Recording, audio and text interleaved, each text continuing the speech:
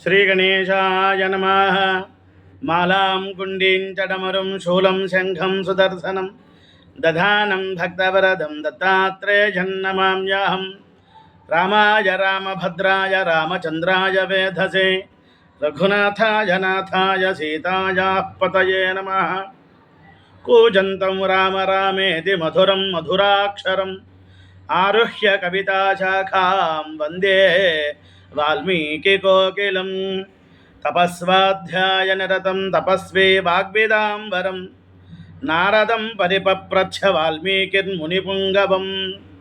తపశ్శక్తి కలిగినటువంటి వారు నిరంతరము అధ్యయనం చేస్తూ భగవంతుడి యొక్క 4 అక్షరములు 4 వేదములు అదే నారాయణ అనేటువంటి నామాన్ని స్మరిస్తూ తన జిహ్వ మీద నృత్యం చేస్తూ స్మరిస్తూ మునులలో అగ్రగణ్యులు బ్రహ్మర్షి నారదులు ఒకానొక సమయంలో తపస్వి అయిన వాల్మీకి మహర్షి ఆశ్రమానికి వచ్చారు. వాల్మీకి మహర్షి వెంటనే నారదులను చూచారు, స్వాగతం పలికారు. వాచోదద్యాత్ మనోదద్యాత్ చక్షుర్దద్యాత్ అంటారు.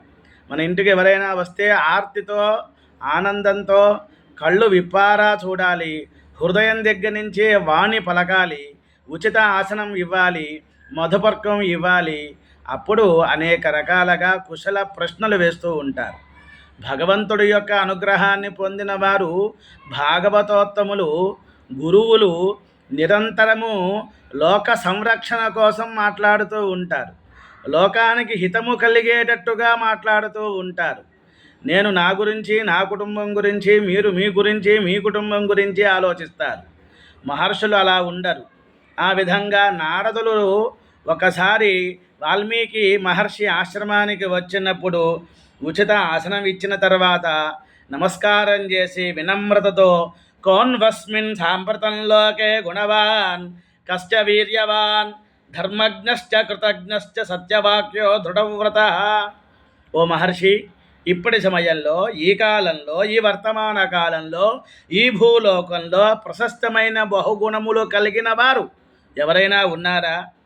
అవి ఎటువంటివి అంటే దివ్య శస్త్రాస్త్రాలతో కూడినటువంటి వారు, శత్రువులను జయించేటువంటి వారు, శ్రోతస్మార్తాది సకల ధర్మ రహస్యములు తెలియాలి, వారు ఆచరిస్తూ ఉండాలి. ఎంత అపకారమైన ఎవరైనా చేసిన వారిని ఉపేక్షించేటువంటి వారుగా, ఉపకారం కొంచెం చేసిన వారు ఎక్కువ రోజులు నిరంతరము కూడా సర్వావస్థల యందు కూడా వారిని గొప్పగా గుర్తించటము, నిరంతరము సత్యమునే భాషిస్తూ ఉండటము, ధర్మము కొరకై పరిగ్రహించినటువంటి వ్రతాన్ని విడవకుండా తన యొక్క ధర్మాన్ని తాను ఆచరిస్తూ, ఈ కాలంలో బయట వాళ్ళకి చెబుతాం, మనం ఆచరించడం చాలా కష్టంగా ఉంది. అలా ఉండకూడదు. అధీతి బోధ ఆచరణ ప్రచారం అన్నారు. ఆయన ప్రచారం చేయలేదు. రామచంద్రస్వామి వారు గురించి చెబుతూ ఉన్నారు. తనంతట తాను ఆచరిస్తూ ఉంటే అది చూచినటువంటి వారికి తెలియాలి. ఇటువంటి ప్రశ్నలన్నీ వేశారు. ధర్మము కొరకై పరిగ్రహించిన వ్రతమును విడవకుండా పరశురామాదులు కూడా సేవింపబడినవాడు, వారి చేత సేవింపబడినవారు, అంతులేని దానము చేసిన వారు, ఇలాంటి గుణగణములు కలిగిన వారు ఎవరైనా ఉన్నారా అని ప్రశ్న వేశారు. నాకు కుతూహలంగా ఉంది, కౌతూహలంగా ఉంది. ఏతత్ ఇచ్ఛామి అహం శ్రోతుం పరం కౌతూహలం హిమి మహర్షే త్వం సమర్థోసి జ్ఞాతుమేవం విధం నరం. ఓ మహర్షి, మీరు త్రిలోక సంచారి కదా, నిరంతరము కూడా నారాయణ అనేటువంటి నామాన్ని స్మరిస్తూ ఉంటారు. అదేవిధంగా తులసి మాలలు అలంకరించుకుంటారు. మహతి అనేటువంటి వీణ మీద భగవన్నామ స్మరణ ఆ తంత్రి లయముగా మీటుతూ ఉంటారు. కాబట్టి ఇటువంటి విషయాన్ని మీరే చెప్పగలరు అని నమస్కారం చేశారు. బహవో దుర్లభాశ్చైవ ఏ త్వయా కీర్తితా గుణాః మునే వక్ష్యామి అహం బుద్ధ్వా తైర్యుక్తః శ్రూయతాం నరః. అప్పుడు నారద మహర్షి గారు వాల్మీకి మహర్షిని చూచి, ఓ ముని, నీవు చెప్పినటువంటి బహువిధములైన ఆ ఉదాత్త గుణములు ఒక్కరి యందే ఉండటం చాలా కష్టం. కానీ సాధారణంగా దుర్లభం అయినా ఒక్కసారి ఆలోచిస్తే 16 ప్రశ్నలకు ఒక్క రామ అనే పేరు చెప్పారు. ఇతర కళ్యాణ గుణములు ఎన్నో నారదులు వాల్మీకి చెప్పినారు. అద్భుతంగా ఆనందంగా ఇక్ష్వాగువంశ ప్రభవో రామో నామజనై శ్రుత జ్యేష్ఠం శ్రేష్ఠగుణైర్యుక్తం ప్రియం దశరథసుతం. శ్రీరామ కథ అంతా రామపట్టాభిషేకం వరకు వినిపించారు. శ్రీరామ చరిత్ర ఉపదేశముతో వాల్మీకి బ్రహ్మానంద పరవశుడయ్యాడు. సతతం నిరంతరము రామనామాన్ని స్మరిస్తూ ఉన్నాడు. శ్రీరామాయణ చరిత్రే ఆయన మనస్సులో తిరుగుతూ ఉన్నది. రామా రామా రామ అంటూ శ్రీరామ చరిత్రను ఉపదేశించిన నారదుడు అంతర్ధానం అయ్యారు. అక్కడి నుంచి వెళ్ళిపోయారు. ఆ సమయంలో పరమేశ్వరుడి యొక్క ఇచ్ఛతో ఒక చమత్కారం కూడా జరిగింది. శ్రీరాముని శుభచరితంబును రామాయణముగ రచించి ప్రాచేతసుకున్ ప్రేమ నిరింగించి తగ నిజధామమునకు నారదుండు దారతచనియన్. ఈ విధంగా నారద మహర్షి గారు వాల్మీకి మహర్షికి దశరథ పుత్రులయ్య జ్యేష్ఠ కుమారుడు శ్రీరామ అనేటువంటి వారికే నువ్వు అడిగినటువంటి అన్య గుణములు ఉన్నాయి, అంతకన్నా ఎక్కువ కూడా ఉన్నాయని చెప్పి నారదులు బయలుదేరి వెళ్ళారు. నారాయణ అంటూ బ్రహ్మలోకానికి వెళ్ళిపోయారు. ఇంకా సంధ్యా సమయం అవుతోంది, మాధ్యాహ్నిక సంధ్యావందనం చేసుకోవాలి అనుకున్నారు. అప్పుడు తమసా నదీ తీరానికి బయలుదేరారు. శిష్యుడైన భరద్వాజుడు వెంటగా వచ్చారు. మాధ్యాహ్నిక అనుష్ఠాన సమయము యందు తమసా నదీ తీరానికి వెళ్ళినప్పుడు సత్పురుషుల యొక్క మనస్సు వలె నిర్మలంగా ఉంది ఎదురుకుండా ఉన్నటువంటి ఆ యొక్క తమసా నది. ఎంత నిర్మలంగా ఉంది అంటే స్ఫటికంగా ఉంది, తెల్లగా ధవలంగా ఉంది, పవిత్రంగా ఉంది. ఆ నదిని చూసినప్పుడు మనస్సంతా కూడా ఆహ్లాదంగా ఉంది. అటువంటి సమయంలో కలశం ఒడ్డున పెట్టమన్నారు. నారవస్త్రాలు నా చేతికి ఇవ్వు అని స్నానం చేస్తాను అని శిష్యుడికి చెప్పారు. శిష్యుడు భరద్వాజుడు అన్నమాట. మనకి పురాణాలలో భరద్వాజ అనే పేరు చాలా ఉన్నాయి. సప్తఋషులలో ఒకరు ఉన్నారు. అదేవిధంగా మనకి ఆబ్దిక మంత్రంలో కూడా సప్తవ్యాధ మృగాహ్కానాన్ జనేగిరో అంటూ వస్తుంది ఒక కథ. అక్కడ భరద్వాజుడు వేరు, ఈ వాల్మీకి మహర్షి యొక్క శిష్యుడు భరద్వాజుడు వేరు.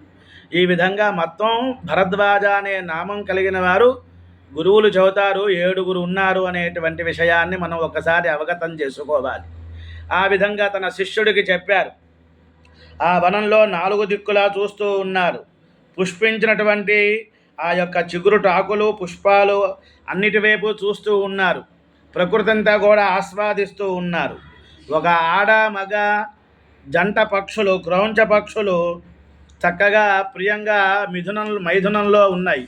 ఆ సమయంలో ఒక మానిషాదుడు మానిషాద ప్రతిష్టాం త్వమగమ శాశ్వతి సమాహ యత్ క్రౌంచ మిథునాతో ఏకం అవధీః కామమోహితం.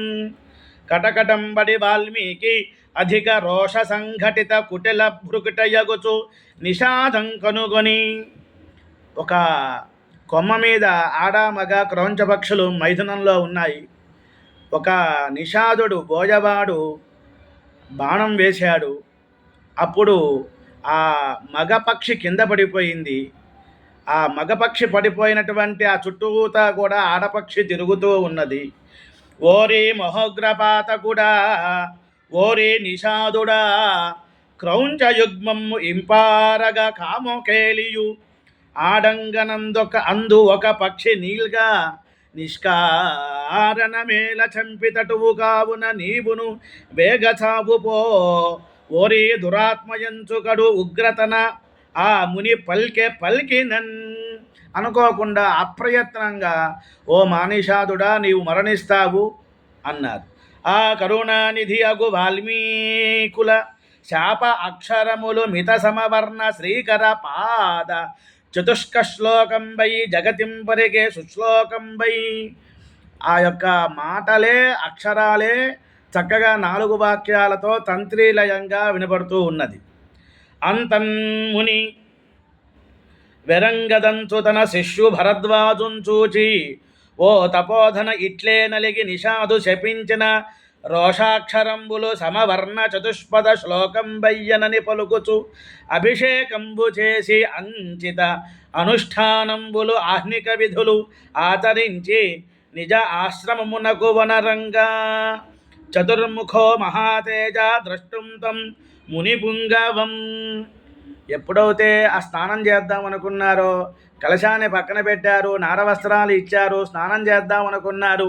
వాల్మీకి మహర్షి ఎదురుగా ప్రకృతి అంతా కూడా ఆస్వాదిస్తూ ఉన్నారు. ఒక జంట పక్షులు క్రౌంచమిథునం చేస్తున్న సమయంలో మానిషాదుడు బాణం వేశాడు. మగపక్షి కింద పడింది. అప్రయత్నంగా అనుకోకుండా తంత్రీలయముగా వర్ణము అంటే అక్షరములు అంటారు.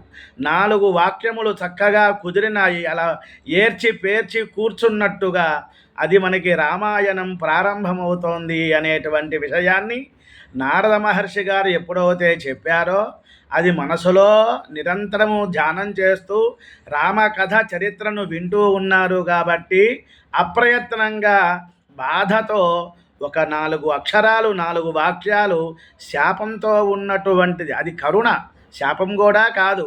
ఒక రకంగా మనం ఆలోచించినట్లయితే పూని సమాధి యోగం భుజుత బుద్ధి తలంపగా ఎప్పుడైతే శాపం పెట్టారో వెంటనే స్నానం చేశారు.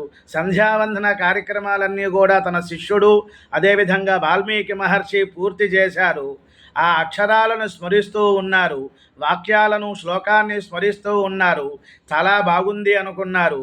ఇంటికి వెళ్ళారు. వాల్మీకి మహర్షి సమాధి యోగంలో ధ్యానం చేస్తూ ఉన్న సమయంలో చతుర్ముఖో మహాతేజ ద్రష్టుం తం మునిపుంగవం పూని సమాధియోగయుత బుద్ధితలంపగా నీకు నెమ్మెయిన్మానుగ రామలక్ష్ముల మానిత విక్రమ సచ్చరిత్రముల్ జానకీ పుణ్యశీలము నిశాచరనాయకయాతుధానం సంతాన రహస్య బాహ్యచరితంబులు సర్వముగాననయ్యడన్. ఆశ్రమానికి వెళ్ళారు. తపస్సు చేస్తుంటున్నటువంటి సమయంలో కళ్ళు మూసుకున్నారో లేదో ఎదురుకుండా 4 ముఖములతో బ్రహ్మగారు వచ్చారు. స్వాగతం పలికారు, నమస్కారం చేశారు.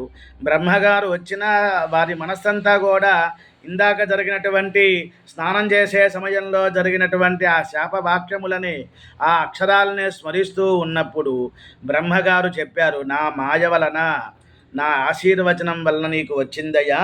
కాబట్టి జానుగా నీ ముఖాబ్జమున శారదయున్నది, నీ యొక్క ముఖములో శారదాదేవి ఉన్నది. నా అనుజ్ఞ విజ్ఞానముతోడమున్ను సుర సంయమి చెప్పిన వాక్య పద్ధతిన్. ఇందాక మా కుమారుడు వచ్చాడుగా నారదుడు, ఆయన చెప్పినట్టుగా సూనృత భాషణార్థములు శ్లోక నిబద్ధముగా కవిత్వ సుశ్రీనోగి విస్తరించితగా చెప్పుము రామకథ ప్రపంచమునన్. కనుక నా అనుజ్ఞతోనే సరస్వతి అమ్మవారి యొక్క ఆశీర్వచనం వచ్చింది. మా పిల్లవాడు ఎవరైతే నారదులు ఉన్నారో వారు చెప్పినట్టుగా తంత్రీలయముగా మంచి వాక్యములతో సూనృతము భాషణ అర్థములతో రామాయణ కథ చెప్పవయ్యా. భూమండలం మీద పర్వతాలు, నదులు, అదేవిధంగా ఆ చంద్రార్కం ఎంతవరకు అయితే ఉంటాయో అంతవరకు కూడా నీకు ఈ యొక్క రామకథ, నీ యొక్క నామము వైభవం వెలుగొందుతుంది అనేటువంటి విషయాన్ని బ్రహ్మగారు ఆశీర్వచనం చేశారు.